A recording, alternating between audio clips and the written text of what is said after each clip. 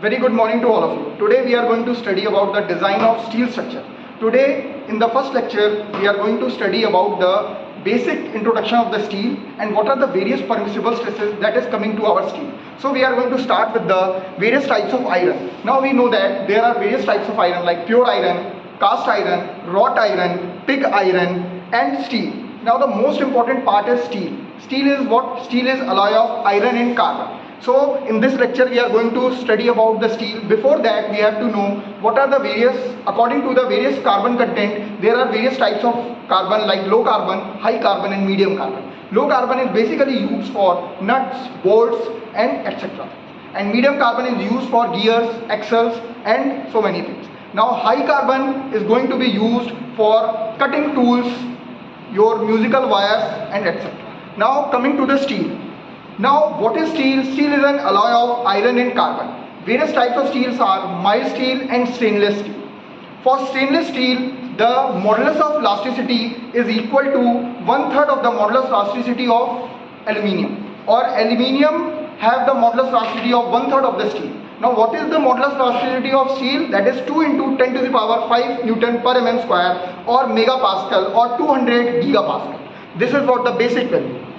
Now coming to the density of the steel, what is the density of the steel? That is 7850 kg per meter cube, and density of aluminium is almost 1/3 of that steel, that is around 2700 kg per meter cube. Now coming to the modulus of rigidity, that is 0.769 into 10 to the power 5 megapascal.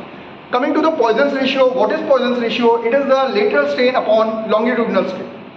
Now Poisson's ratios for the mild steel is 0.286. For elastic reason it is 0.3 and for plastic reason it is 0.5. Now coming to the deflection or increase in length. What is deflection? What is the change in the length? That is delta L is equal to PL upon AE.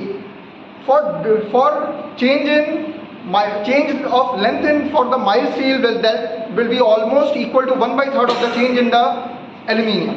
So coming to the thermal coefficient, what is the thermal coefficient of the steel and the concrete? That is almost equivalent to that. The value is 12 into 10 to the power -6 per degree Celsius, and for aluminium it is 23 into 10 to the power 6. Now coming to the various codes, as we know that we are going to design of steel structure, we have to use some code. Why we are going to use some code? Because as we know that without having any booklet or without having any rules, we are not going to make this, or we are not going to design the structure. So we have to use some particular code. For RCC, reinforced cement concrete, we are going to use Indian standard 456, and for design of steel structure we are going to use IS 800. For working stress method, that is revised in 1984. For limit state method, that is revised in 2007. There are so many codes for different things. Some of them has been listed here. For pre-stressed concrete, we are going to use IS 1343. For design mix, we are going to be use 10262. For fine and coarse aggregate, we are going to use Indian standard 383, and design load of building and structure, that is Indian standard 870. Now, in the last lecture, we have studied about the various steel sections. This is one of the example of steel sections, that is I section. Here we are having two types of things. One is web, another one is flange. Web part is going to resist the shear force or the shear stresses, but the web flange part is going to take the bending stresses. Here we have seen in this figure bending stresses that is coming to our I section, that is maximum at the flange part. So flange part is going to take that bending stresses. In spite of that, web part is having the maximum shear stresses, so it is going to bear that maximum. This is what the basic I section. Now these are the various types of I section like ISLB, ISMB, ISWB, ISJB and ISHB. Now what is ISLB 300? What does it denote? Indian standard light beam where the overall depth is 300 mm. Here for Indian standard light beam, we are going to use it basically on roof beams. Same for Indian standard medium beams. This type of beam we are going to be used for floor beams. Now coming to the wide flange beam, here we are going to use this type of beam in column. Okay, Now similarly ISJB, that is junior beam, ISHB, that is heavy beam. Next type of section is angle section. Now angle section has been divided into two parts, that is equal angle section and unequal angle section. Now equal angle section means that the leg of that, both the angles should be equal to 100, 100 and the thickness is 10. Now unequal angle section, maybe the leg may be the different, that is 150 by something else like 80, 100 or 10. This is what the angle sections. Now coming to the next section, that is T section. In T section there are two types of section, ISHT and ISST. ISHT stands for Indian Standard Wide Flange T section, Indian Standard Long Leg T section. Coming to the channel section. What is channel section? This is the channel section. These can be used as a purlins. Now what is purlin? Purlin is a beam that can be used in a roof truss. Okay, now these are the various types of channel section like ISJC, that is junior channel section, ISLC, that is light channel section, ISMC, that is medium channel section, and that is Indian Standard special channel section. Coming to the box section, this is another type of section that is going to be used in a column. Next is your flat section, that is ISF, and it is Indian Standard flat section, generally used in the design of lacing and batten. That can be used in the, you have seen the railway bridges where the lacing and battens are used. Next is your, now coming to the steel section, what is uniaxial tension test? When we are going to make the structure from the steel. Before that we have to do the test on steel. How we are going to test? We are going to test by using this machine, that is uniaxial tension test. In steel we are going to test the steel for tension. As we know that steel is very good in tension, so we have to do the tensile test, that is also known as UTM, Universal Testing Machine, on which we can test the compressive test of the concrete and we can test the tensile test of steel. What we will do, this is the machine where we are going to put our steel and it will going to stretch it, or it will going to provide the tension force on the steel, and it will denote how much load you have applied and how much the tension that is going to be taken by the steel. This is how we are going to test the static type. The load is increased comparatively slowly from 0 to certain value, and we will see when the fracture will come, that is the final tension that is taken by your steel. With the help of that, we are going to make the stress strain curve. What is the, if we are going to increase the stress, what will be the strain that is coming to our steel section? The ends of the specimen are secured in the grips of the testing machine. There is units for applying the load to the specimen. Here we will show how much load that is going to be taken. Okay. Now coming to there are two types of stresses, true stress and nominal stresses. What is true stresses? Stresses is what? That is compare, what is stress? Stress is what? That force per unit area. What is the area, what is the force coming to the original area of the specimen? Such stresses are often referred to the conventional or nominal stresses. Next is your true stress or the strain diagram. When a material is subjected to uniaxial loading, there is particular type of load. Suppose you have to provide same load in the both direction, that is uniaxial loading. Same contraction and expansion always takes place, thus dividing the applied force by the corresponding actual area will give you the true stress.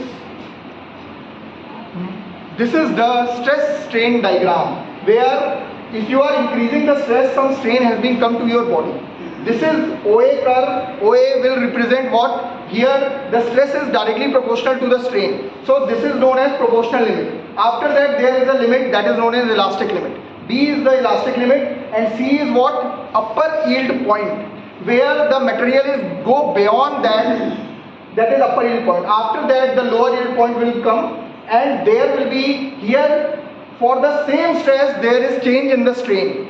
While we are providing the uniaxial load, there is same strain that we are getting. Sorry, for same stress the strain is increasing. Strain is increasing for the same value of the stress. After that there is sudden increase in the stress, and there is this point is known as what? This part is known as strain hardening, because there is some strain is coming to the body. And at this point, this is the last point where the maximum stress has been come. So this is the maximum stress that is coming to our object of the body. After that there is some necking region is there and the body will fracture. This is the point where we will get the body, the object is fractured. This is what the steel has been fractured. This is what the stress strain curve. Now, this is the various point. O is the proportionality where I have told you. OB is the elastic limit, but OB is non-linear. OB is the elastic limit. This is elastic limit, but this part is non-linear. This is the linear part. Okay. Now, I have told you what about the upper yield point. This is the C is the upper yield point and C dash is the lower yield point. So, for lower yield point, we are going to take the yield stress. Whatever coming to your body, we will take this stress as the final stress of the steel, that is Fy, or known as yielding stress of the steel. That will be Fy is equal to 250. Suppose there is a grade of iron, that is Fe 250. For that, the yielding strength of the steel is 250 Newton per mm square. It is clear? Now C dash, D is the linear part or the constant stress region, that is known as yield plateau. Next, D is the strain hardening, I have told you. Now coming to the permissible stresses, I have told you we are going to study about the introduction of the steel and the stresses that is coming to our steel. This is what the permissible stress that is coming to our body or the object, or we have taken the steel. So for steel, the permissible stress is equal to yield stress, that we have seen that for Fe 250 it is what 250, and taken the factor of safety. Now the question arises, why we have taken the factor of safety? When we are going to use our steel in structure, so we have to take some factor of safety. For that, why we are going to take the factor of safety? So that our structure is going to give long term or the long life structure will be there. So we are going to take some factor of safety. While suppose yield stress is there 250, some factor of safety will be taken and you will find out the permissible stress. That will be permissible. This value will be taken to design for the steel structure. So we have taken the factor of safety, then we are going to design our steel structure so that the lifetime of your structure will be very large. It is the maximum load carried by the member without the deformation. In working stress method, now I have told you there are two types of method, that is working stress method and limit state method. Now in working stress method, it is assumed that the member can carry load up to the elastic limit. I have told you what is the elastic limit.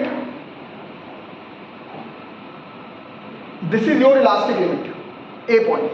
So in working stress method, we are going to take the load as above the elastic limit. Hence, member can be designed such that they can resist less load as compared to the resistance of the maximum capacity of the proper factor of safety to the permissible stresses. What does it mean? In working stress method, you have applied some load and there is some permissible, some yielding stresses there. When suppose 250 is the yielding stresses and you will divide it with the factor of safety, suppose 250 is the yielding stresses and you have divided the factor of safety, the value has been less to that stress. So for that we are going to design in the working stress method. So we have what we have done, we have just reduced the value that is coming to our structure, and for long life of the structure we have to decrease the value. Suppose the factor of safety is 1.67 for the member subjected to the axial tension or compression, and the factor of safety is 1.50 for the member subjected to the bending. If there is bending, what is the factor of safety? That is 1.50, and for member subject to axial tension, that is 1.67. Clear?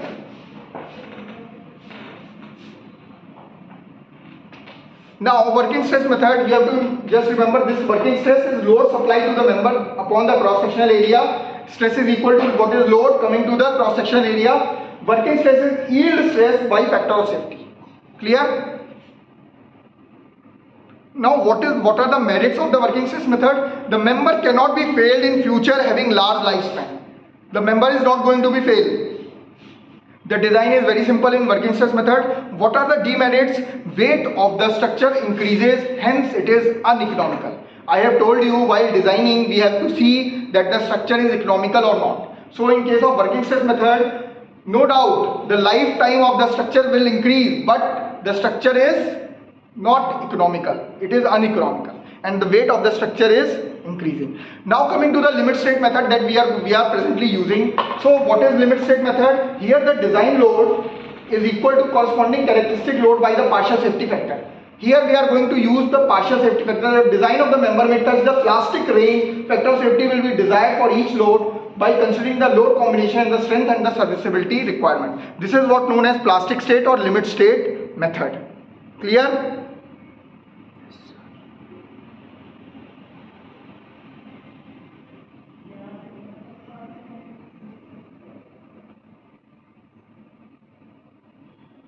Just see this curve. In working stress method, what we are using this part of curve only. But in limit state method, we are going to use this part of curve.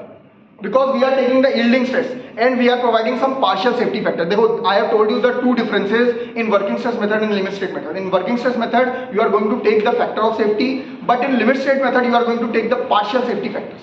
It is clear? Now in working stress method, you are going to use only elastic part of your structure or elastic part of your curve. But in case of limit state method, you are going to use the plastic part also. In working stress method, the structure may be overweighted or the weight of the cell structure will be increasing. But in case of limit state method, you have to take the plastic part also, that is more economical. It is clear? That's why we are studying with the limit state method.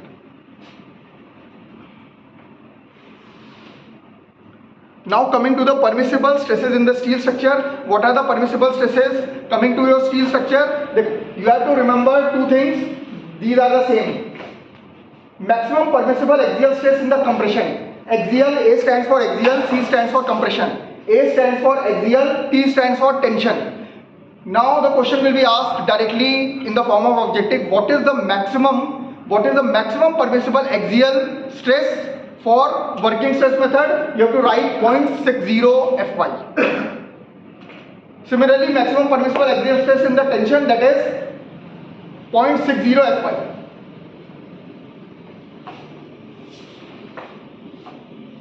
Now maximum permissible bending. अभी तक axial पढ़ा हमने. We have studied the maximum permissible axial compression, maximum permissible axial tension, that is 0.60. But in case of maximum permissible bending stress, it is 0.66. Sigma BC, that is bending in compression. ठीक है? Maximum permissible bending stress in compression, that is 0.66 Fy. Maximum permissible bending stress in tension is also 0.66. So working stress is not difficult. Next is, what is the maximum permissible average shear stress? Average shear stress will be equal to 0.40 Fy. Maximum shear stress, that will be equal to 0.45 Fy. What we have studied till now, Prabhas? Maximum permissible axial compression, that is 0.60 Fy. Maximum permissible axial tension, that is also 0.65. Maximum permissible bending stress in bending में क्या हो जाएगा? That is 0.66 Fy.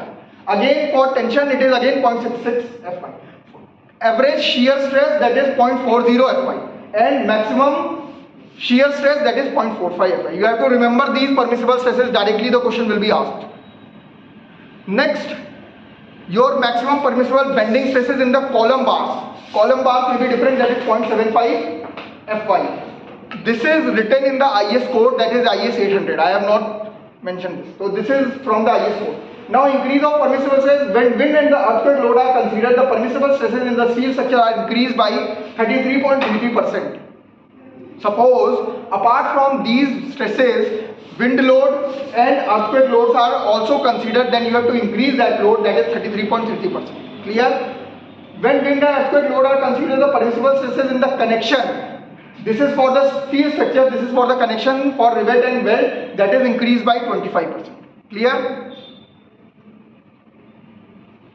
Now coming to the deflection, that is coming to your steel structure. Some deflection will be also coming to your steel structure. So what is the maximum deflection value of the maximum deflection as per the W working stress method? Maximum permissible horizontal and vertical deflection is given by, that is span upon 325. What should be the span? That divided by the 325. This is the standard value. You have to remember that. Deflection is equal to span upon 325. As per limit state method, maximum permissible horizontal vertical deflection, that is span by 300.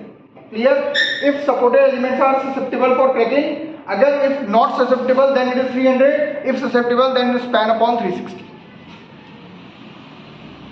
Now coming to the, if there is a crane, operator crane is there, then what should be the value? Span upon 500, it is a deflection. If electrically operated crane and 50 ton or 500 kilonewton ton is there, then span by 750, or if it is more than that, then it is span by 1000. This is the value of deflection.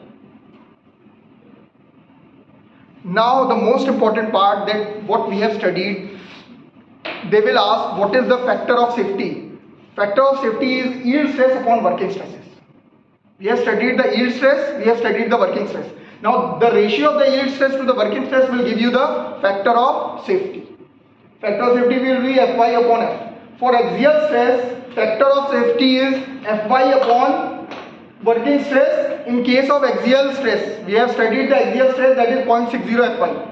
So factor of safety for axial stress, that is 1.67.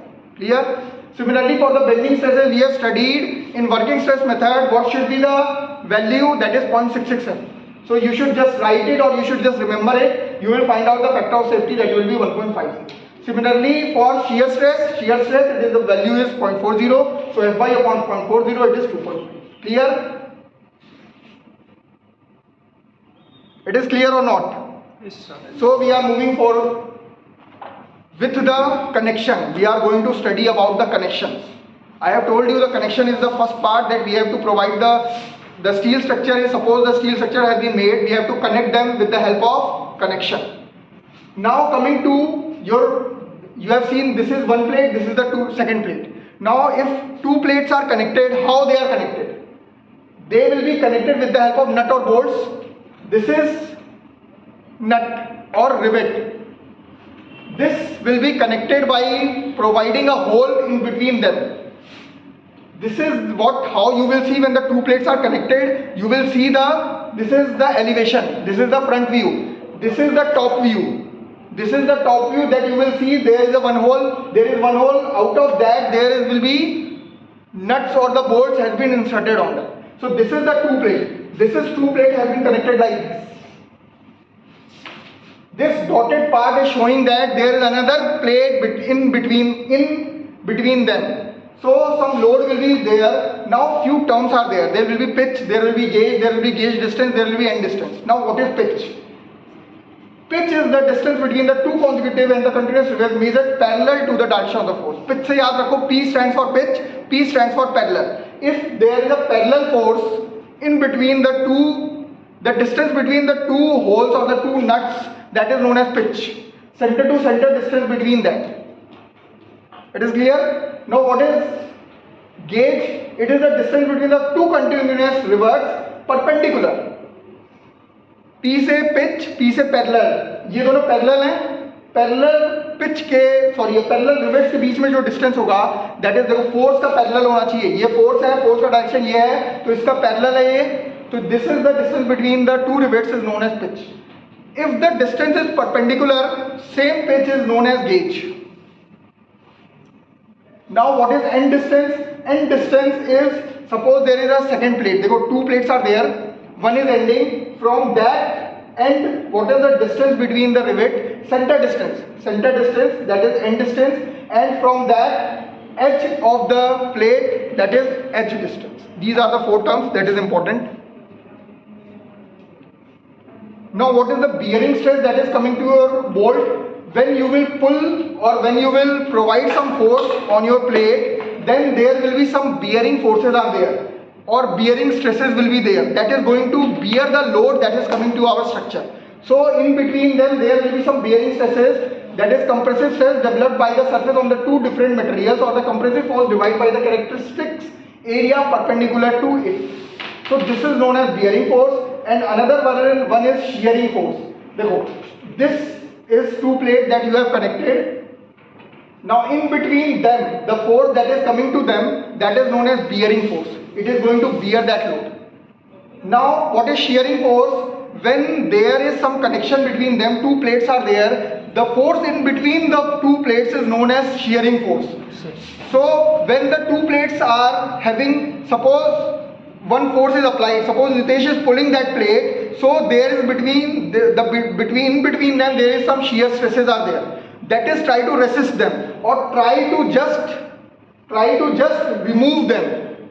So it will try to shear off. Shear off means nut and bolts will try to, there is a continuous force is there that is try to shear that bolt, to break the bolt in two parts. That is known as shear. Now coming to the various types of joint. There are two types of joint, lap joint or butt joint. If two plates are connected like this is known as lap joint. If two plates are connected like this is lap joint. But two plates are there and two plates are connected like front face, from front face, that is known as butt joint. So this is what one plate has been connected with another plate, that is known as lap joint. It is the least efficient joint as the lines of the action of the two forces are not. This is a less efficient joint. This is not efficient. Okay. Here the forces of the couple are connecting eight force. One force is coming here, one force is coming here, one force is coming here, like this.